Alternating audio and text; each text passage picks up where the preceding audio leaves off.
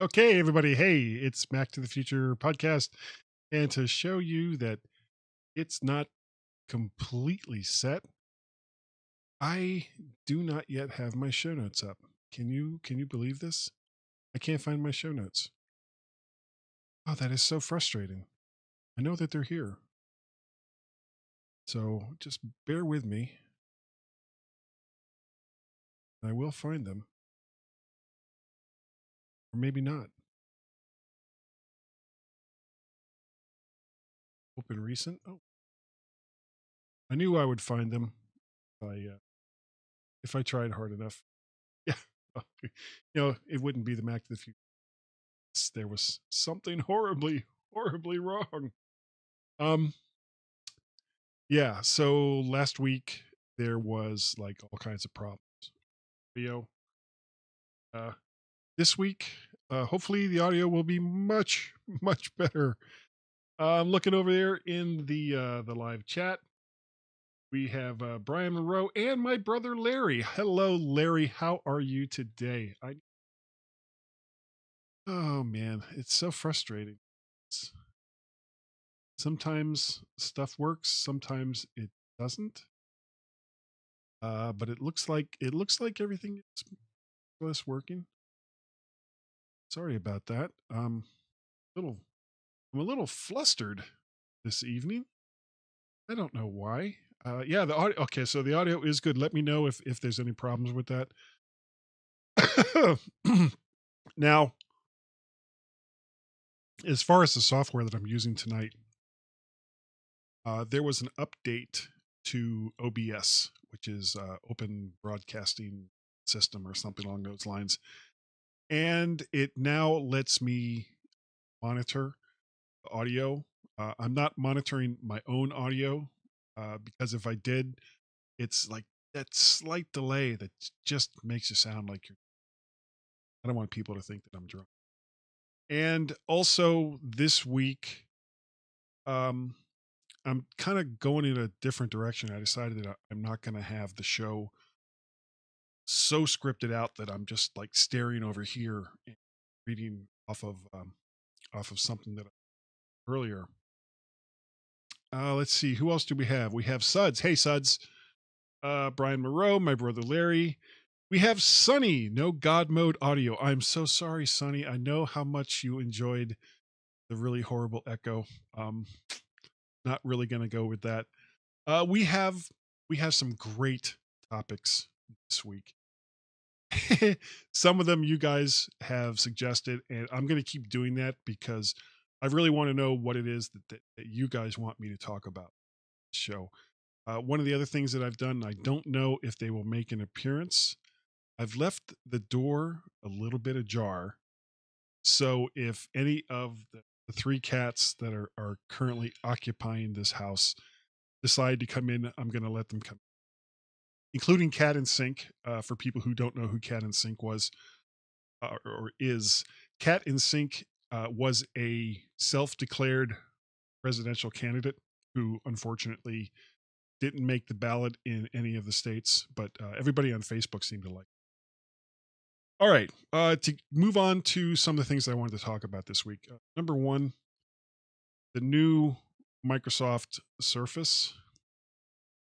Yeah, Microsoft had an announcement, and they pulled out this. And honestly, it's a very nice looking laptop.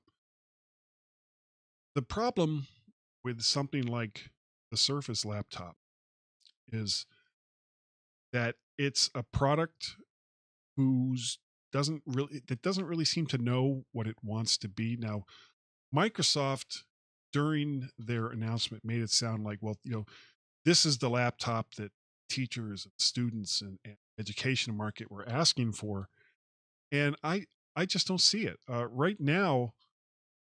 The market in education, especially K through 12, which is like where the big money is, because that's local governments and state governments putting in a lot of money to buy laptops or to buy computing devices for students.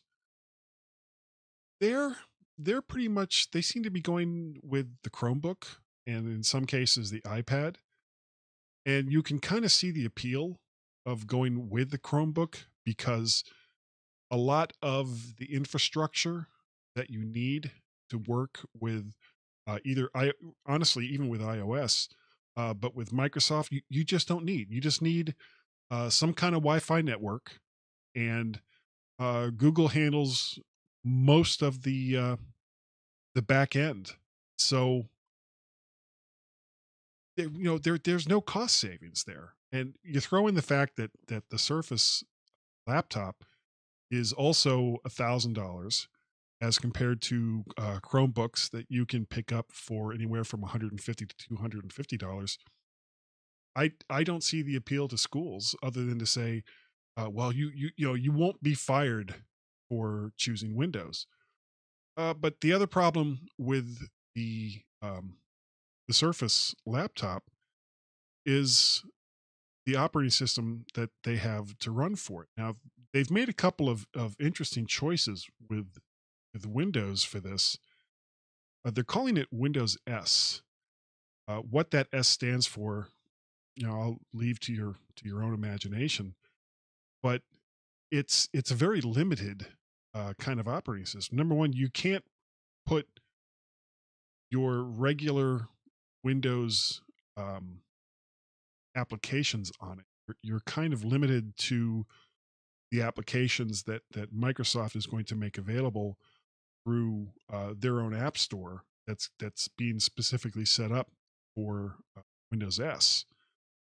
And you know, are they going to be able to get developers on board with something like this for something that's going to cost so much more money than what they're currently doing, or what a lot of schools are currently doing with Chromebooks and Google? Now, on the other side of that, going with Google and Chromebooks also means that you are opening up all the information that's being gathered and being, for what these Chromebooks are being used for. Well, Google is parsing all of that information, and they will make it available to people who are willing to pay for it. This is their business model. This has always been their business model. Google gives you free stuff because they want you to feed that ad beast. So it's what we've said a couple of times on this show, and what's been said in the Mac to the Future um, Facebook page is, if you aren't the customer, well, then you're the product. And with Chromebooks and all of the services that Google offers, and many of them are very, very good. I use quite a few of them myself. But I never forget that I'm not the customer, I'm the product, and you're the product anytime that you're using Google services. Let's take a look here, see what's going on here in the chat room. Ed Eisen says that 10S is a goofy move. Yes, you can upgrade to Pro for the first year, but I see it causing unnecessary confusion. Well, and the other problem, especially if you get the base model um, Surface laptop, yeah, you can, for the first year, I think it's what, $50 to $100, something like that, to update it to the full version of Windows 10. But it's got 4 gigs of RAM, and I haven't heard anything on whether or not that's upgradable. It's got 128 gigs of storage, and quite frankly, 4 gigs of RAM and 128 gigs of storage is not going to be an optimal experience for running the full version of Windows 10. So I don't see the appeal there either. The poor kids get the Chromebooks. That's what Warren Sklar says. I don't really think of it as the poor kids are getting the Chromebooks, but typically schools that are supplying computing devices for their students are going to standardize. And whether they standardize on iOS or whether they standardize on Windows or whether they standardize on Chromebooks, how much money your parents have, it's not really going to enter into it because all of their lesson plans are going to be based on the platform that they've decided to. Brian Monroe says, yep, Google is doing Chromebooks as a loss leader so that they can feed their AI engine, aka the beast. Well, remember, Brian, that for the most part, other than like the Google Pixel, they're not really making Chromebooks. They've opened up the standard for other companies to come in and make the devices that are running the Chrome OS. So this is like with Android. Google doesn't charge companies to use Android because they want to get Android into as many hands and through as many manufacturers as they possibly can because they're like you said they're trying to feed that ad beast. um Brian Monroe also says he does not think that is what Orange Sklar meant by poor, more like feeling sorry for them, not that they do not have money to buy better. And yeah, that's true. And most of these kids are going to have um, other computing devices at their disposal. I can't see any any kid today that isn't going to have, especially once you get into middle school and high school, at least here in the United States, that isn't going to have a smartphone or isn't going to have a home computer. And whether they're using that for games or whether they use that for schoolwork, it doesn't really matter. But these Chromebooks are essentially only going to be used for school. And they're locked down to the point, if the people that are running the programs are smart enough to do so, they're locked down to the point where there's really not much more beyond running the applications that they need for school that these Chromebooks are going to be capable of doing. But to get back to Microsoft, you got to kind of wonder what they made this to compete with. Is this competing with the Mac? Is it competing with iPad? Um, Obviously, they would love to get into the education market in a bigger way. But something that I was thinking about was, what if, and I posted something along these lines over at mymac.com. There's an opinion piece there that I wrote, if you care to go and take a look at it, was that Microsoft, when they first came out with the Surface, they screwed it up royally. You had Surface Pro, which was running on x86 hardware, and then you had the Surface RT that was running on an ARM processor. And if you put them side by side, like you got the x86 one here and you got the ARM one here, as far as the interface go, they looked identical. One was like $100 or $200 more, which was the one running on x86 hardware. And the problem is, people that didn't know any better looked at these two devices and said, "Well, I'm not going to spend, I'm not a pro, so I'm not going to spend the extra money to get the Surface Pro. I'm going to get the Surface RT." So they go ahead and they buy the Surface RT. They take it home, and they quickly find out that they can't run any of the software that they have for Windows on these very limited devices. And I really think that this was the straw that broke the camel's back for Steve Ballmer, because as far as I know, this was his baby. His whole thing was Windows everywhere, and that Windows should look the same no matter what platform it was running on, no matter or what device it was on, no matter what the intention was for those devices. And it was created by somebody whose main focus in life and in the business world had been marketing, because that's a marketing thing. Engineers who should have known better, somebody should have told him, this is a strategy that's not going to work. And maybe some did and just didn't listen.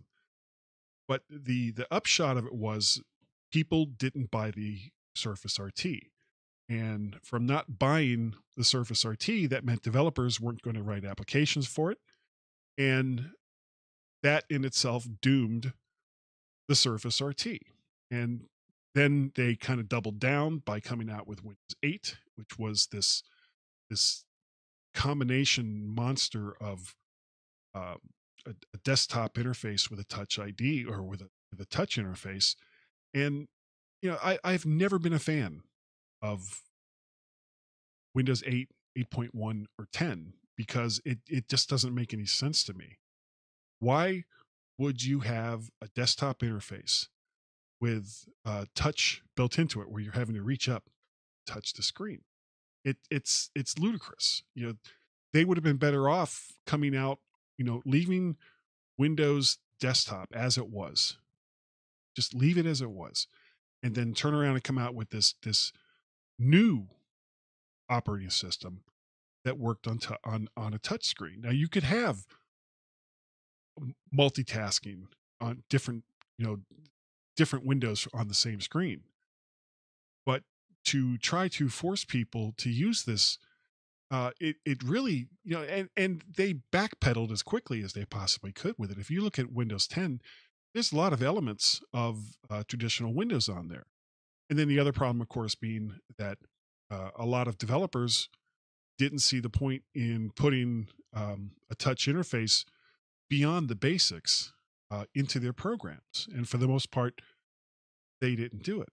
But what if, when Microsoft came out with the Surface, instead of having Surface Pro and a Surface RT with one on x86 and the other one on ARM, if they had just done the Surface RT and released this as a competitor to then which the other touch-based tablet device that was really making any traction at all, which was the iPad, and then take whatever success that they were able to garner with the Surface RT running on the ARM platform, and then also turn that into a phone. So kind of doing the opposite of what Apple did, where they came out with a phone with a touch interface, and then a little bit later on, and and I'm not talking when you're talking about product development.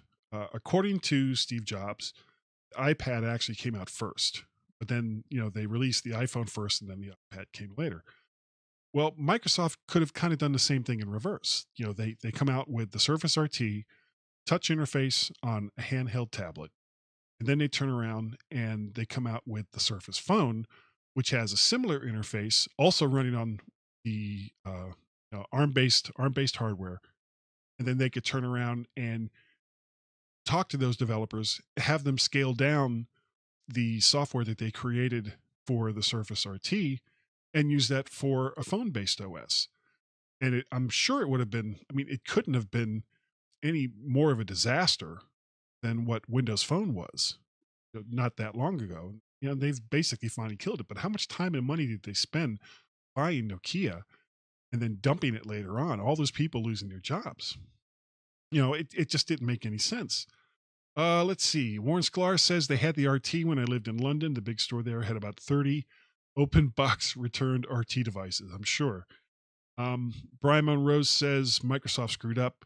They should have branded Surface RT OS as something other than Windows, along with come up with a different UI to make it clear that it was not full Windows.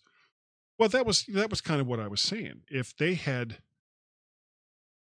left Windows alone, used the traditional Windows UI like they had in Windows 7, which was a huge hit for Microsoft, especially after the insanity of Windows Vista, and then used the interface that they kind of developed for Windows 8, and this, because that was essentially the same interface that they had for the RT and the Pro.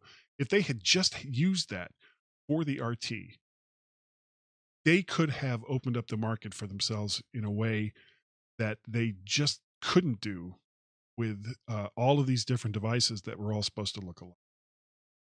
It's ridiculous. Anyway, let's move on from that. make myself a little more comfortable here. Drink a little water. Mm. Next thing I want to talk about is WWDC, which is coming up later this summer. And there's been a number of things. Um, you know, WWDC has been kind of the bellwether for where Apple is going each year because they always want to uh, bring their developers on board with whatever new direction that the company is going to take. And uh, some of the things that I've been hearing about is, of course, iOS 11, which is supposed to have an improved Siri, and we'll see about that. Open to third-party development, which could be very, very interesting. The other thing that I've been reading, and now I have an iPad Pro, and I really, really like it. I waited a long time before I bought another iPad. I had a iPad 3 that I held on to for 4 years because I wanted a bigger iPad. And if Apple wasn't going to give me a bigger iPad, then I was just going to sit tight and wait. And they finally did. They came out with the iPad Pro, 12.9 inch screen, and I was one of the first in line to buy one. And then, of course, 6 months later, they come out with a new one with double the storage for about the same price. Yeah, I'm not bitter. I'm not bitter about that at all.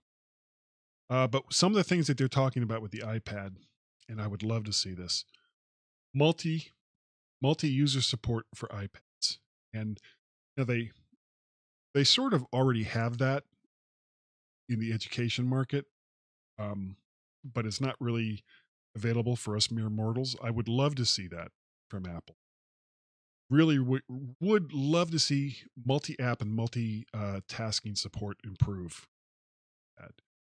Some of the other things, Mac OS 10.13, haven't really heard a whole lot about what 10.13 is going to have that's going to make it so much more different than 10.12. I kind of hope that one of the things that Apple will do is, because they're coming out with a new operating system essentially every year now for all of these devices.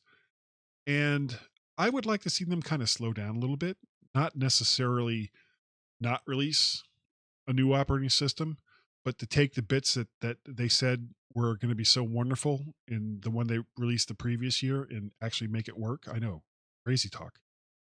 Watch OS 11. I have a Series 2 watch. Waited a long time to get that. I don't know if I would be all that interested in another watch. I use my watch as a watch, of course. Some what do you want to call it? For telling me when to get up and to breathe, and the health stuff. Some of that.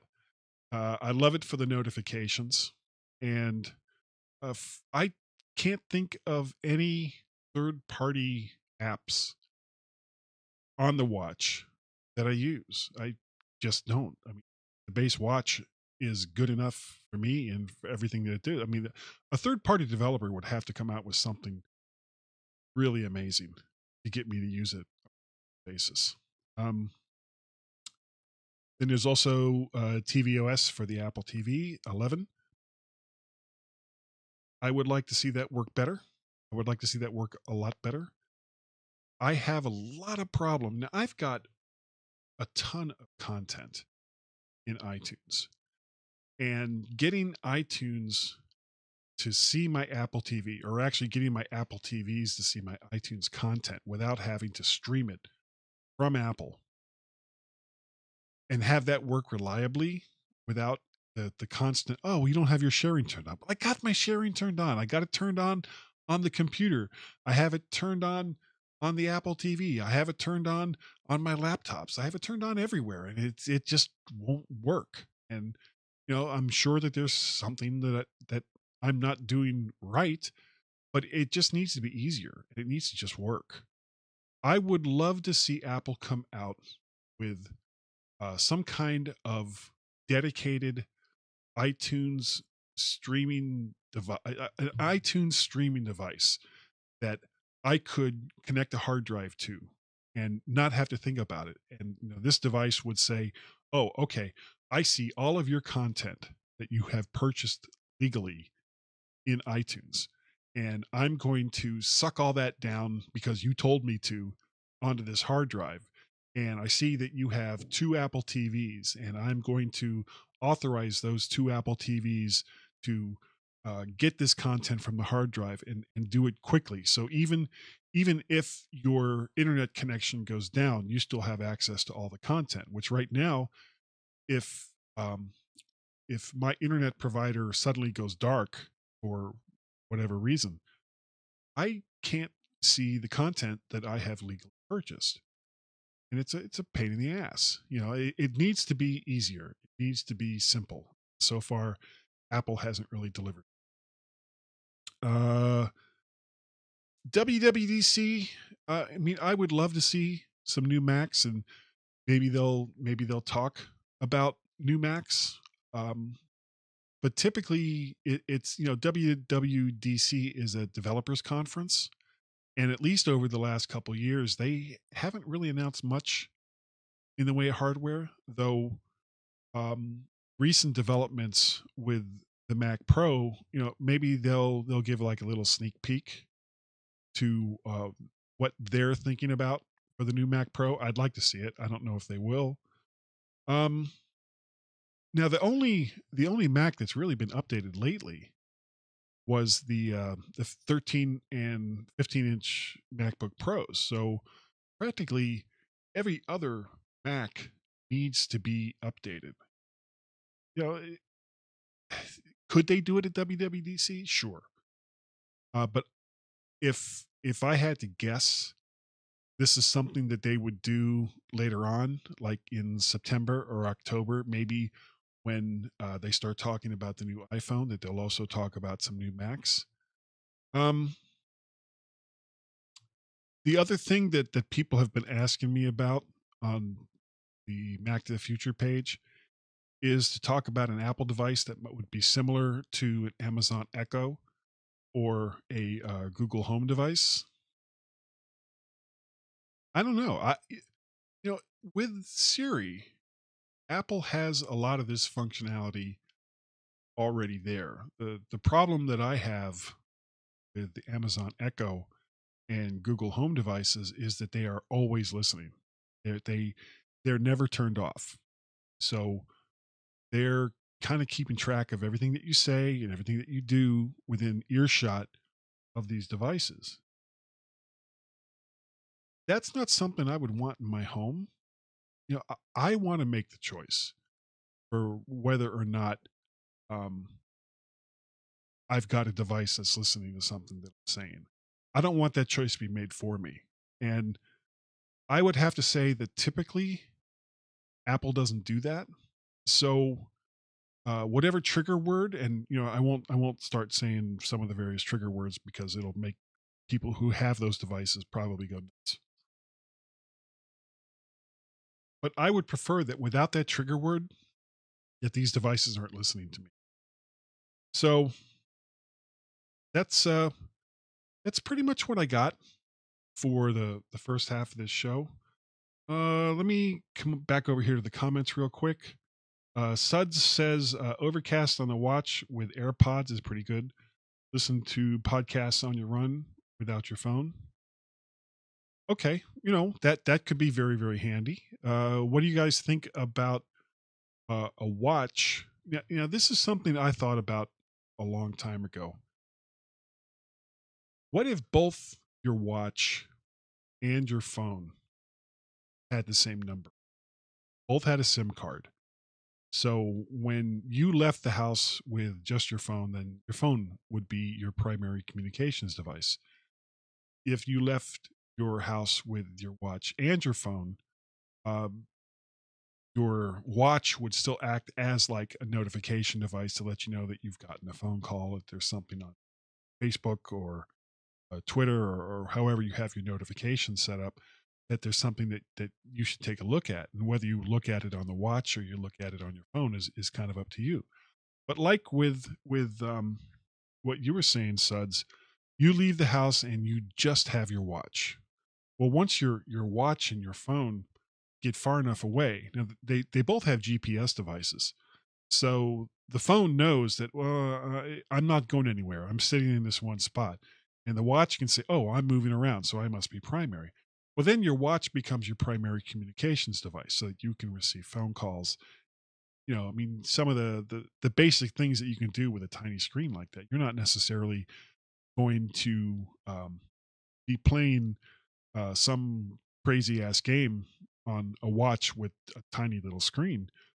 But for some of the basics, like Dick Tracy, that some bitch, have that be, you're talking and walking, and especially if you have the ear pods, then you just basically tap the ear pod and you're talking to whoever it is that called you.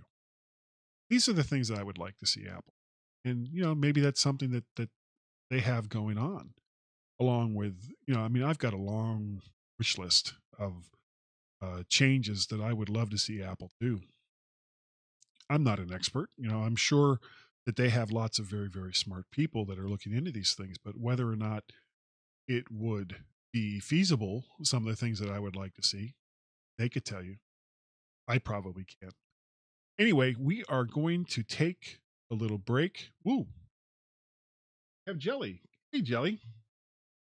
Want to come up and say hi? Well, maybe after the ad, Jelly will come up and say hi. So everyone, hold on a second. We'll be back with the second part of the show. And yeah, we'll be right back.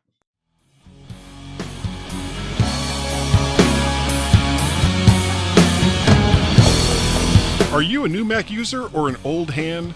Wish you could know the ins and outs, keyboard shortcuts, or hidden tips and tricks to make you more efficient using your favorite computer? Hey, it's your lucky day, because Edward Eisen has written a great guide to knowing more about the Mac and the OS that it runs on.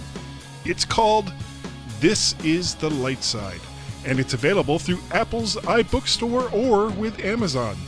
Better yet, it's not a stuffy old book that gathers dust on the shelf once the next operating system is released, because it's an ebook that you can look at any time you want. It won't get outdated because it's continuously being updated. Information on setting up your new Mac, installing and getting rid of applications, security settings and what to look out for, keyboard shortcuts, some basic app recommendations, how to use Windows on your Mac, if you really want to, that is, advanced topics, searching, using iCloud, and much more. All this for a mere 99 cents. Go to the iBook store or Amazon and check out Edward Eisen's This is the Light Side. It's the book you want on your virtual shelf.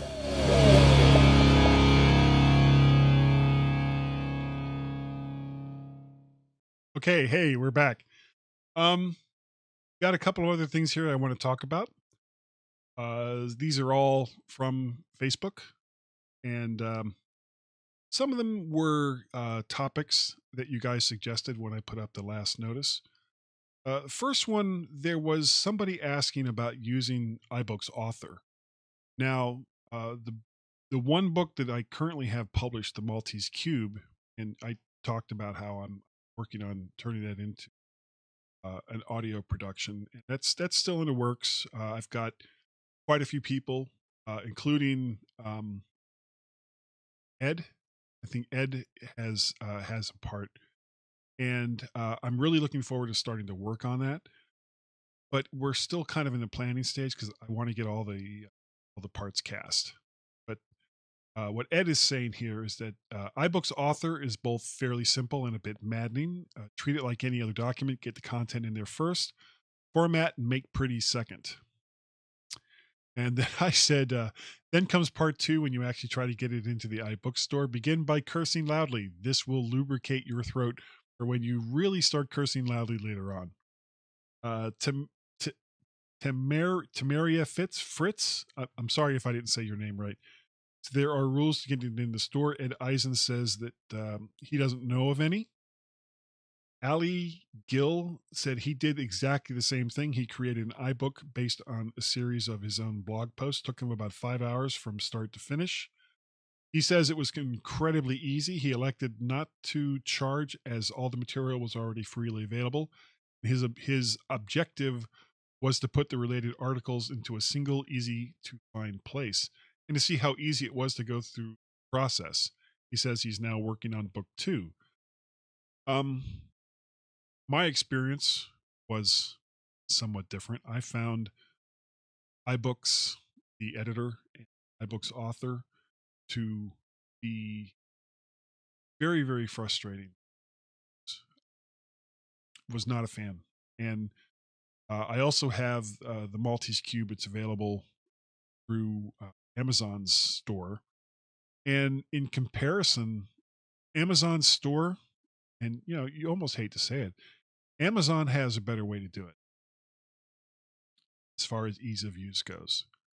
And yeah, I don't know of too many people that can dispute that.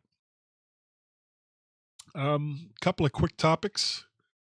Apple buying Disney or Netflix? Ah, that would solve their content problem. Not so much with Netflix, because while Netflix currently has a lot of their own content, it's paltry at best when you compare it to the back catalog of Disney and some of the properties that Disney owns. Because remember, Disney also owns ABC and ESPN. And between Disney, ESPN, and ABC, you're talking, I mean, that is just a ton of content. And Netflix is doing very well. I've watched a couple of the series that they've had going on, mostly the Marvel ones. Actually, and there was one that I started to watch that kind of freaked my wife out. And she was like, I'm not going to watch this. Um, I'm trying to remember what the premise of it was. It was last week sometime I was watching it. I'm going to have to go back and find it because I'd like to see more of it. But there is some, I mean, they're doing some really, really cool stuff. And I'm looking forward to seeing what they're going to do in the future. But I can't really compare the catalog of Netflix to something like Disney. I don't know. Do you think that buying Disney or buying Universal, which also owns NBC, or I mean, Apple certainly has the money to buy any of these companies, but it seems to me that they're not interested in taking a shortcut.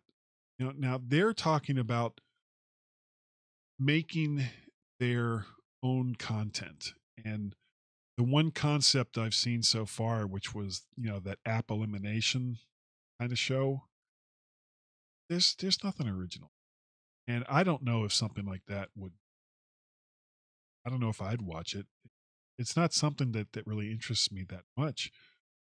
But, there is a lot of content out there. There's a lot of content creators out there that anyone that is looking to fill their coffers with a lot of stuff relatively inexpensively could easily go to any of these people and come up with at least, and Warren, you're right, Netflix is probably the 13 reason show.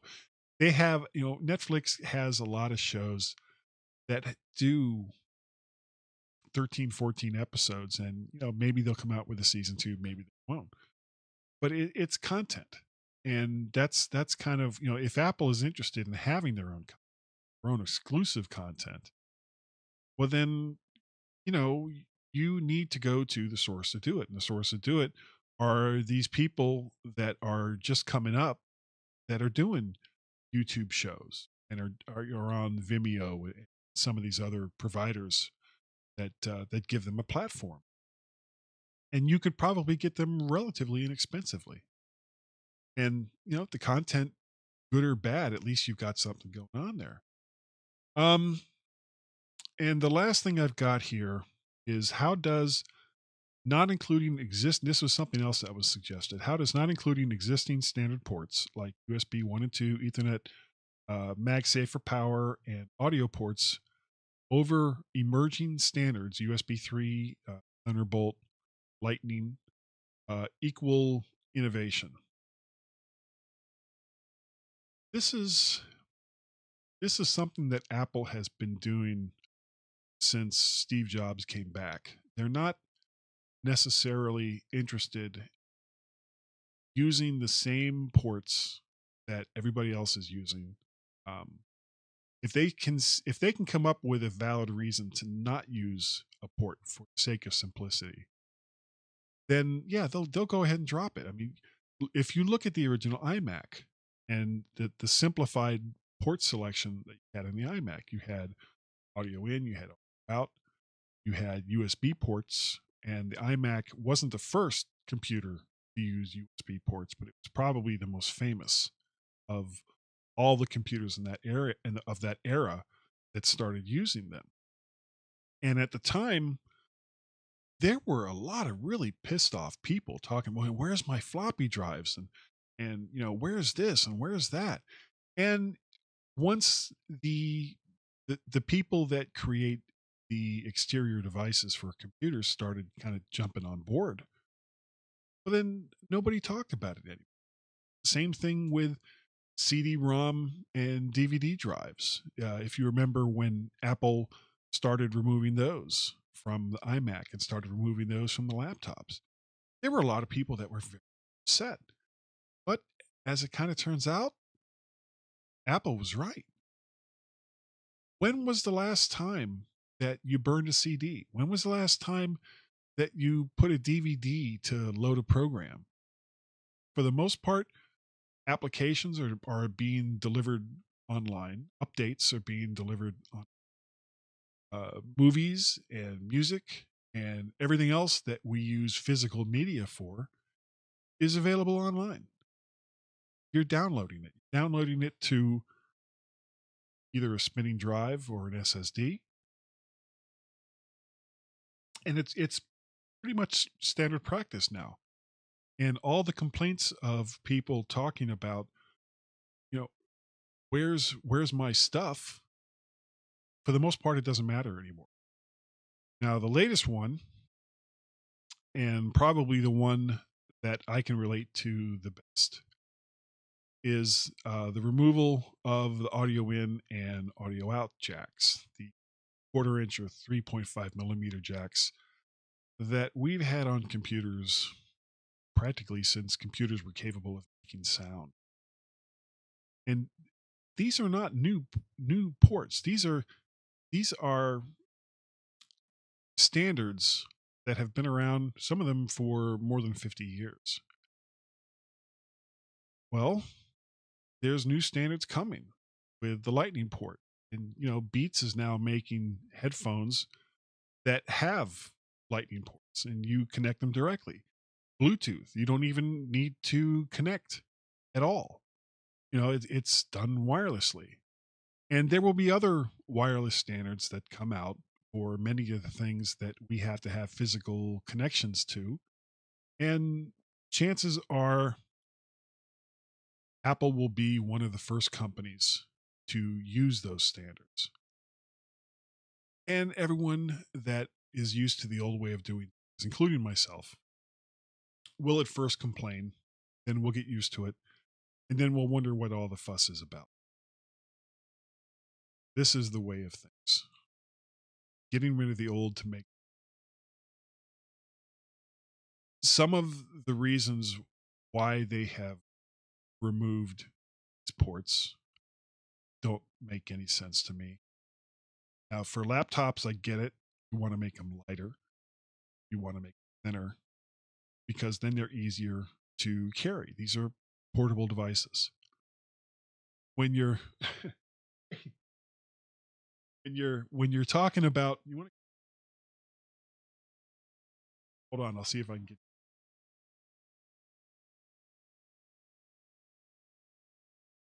this question.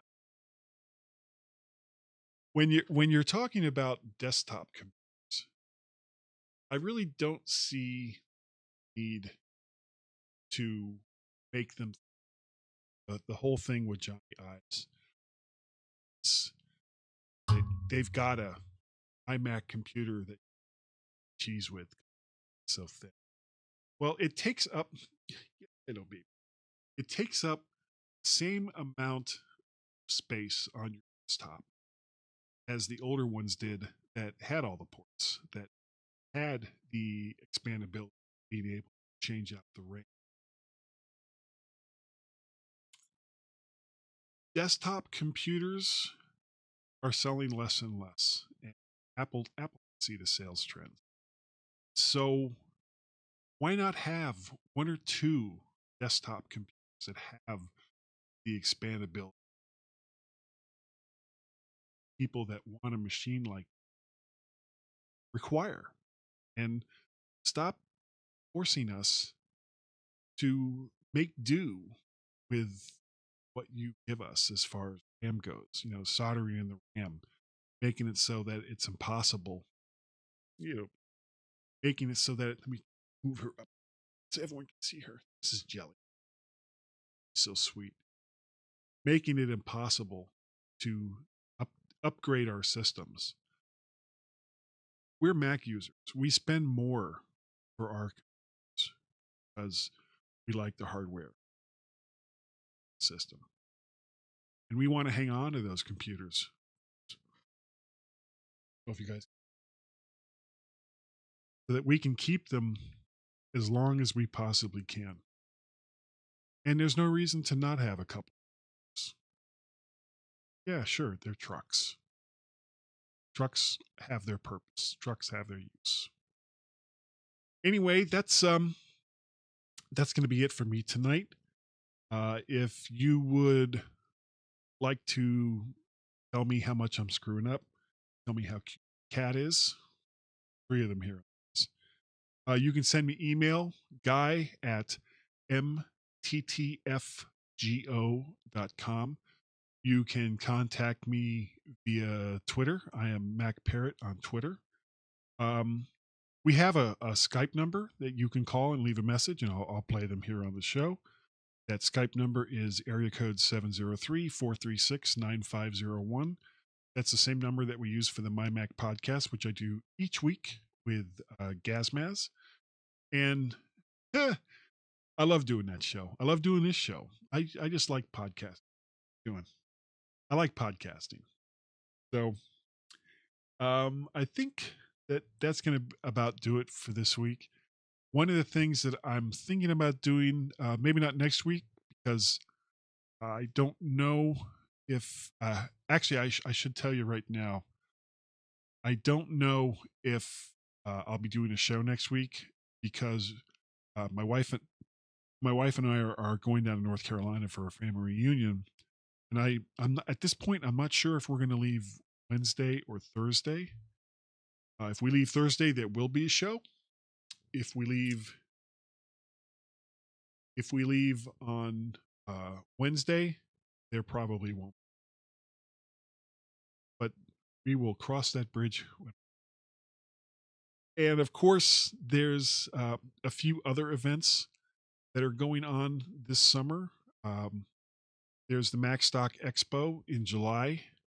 I definitely won't be doing a show that week because I will be traveling to Chicago and I'm going to be driving. I'm taking my son Peter down to Florida for his 21st birthday next month. We're leaving on the 17th.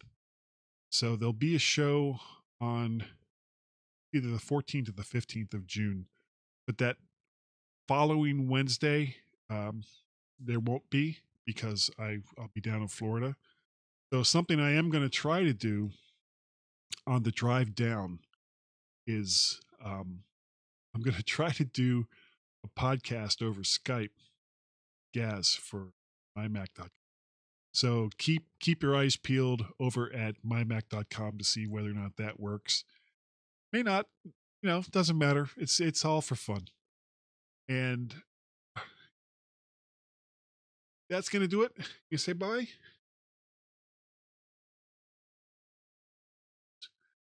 To go. Go. And we, oh, there she goes. She's gone. Cat is gone. Cat and Sink is gone. We will see you guys next week.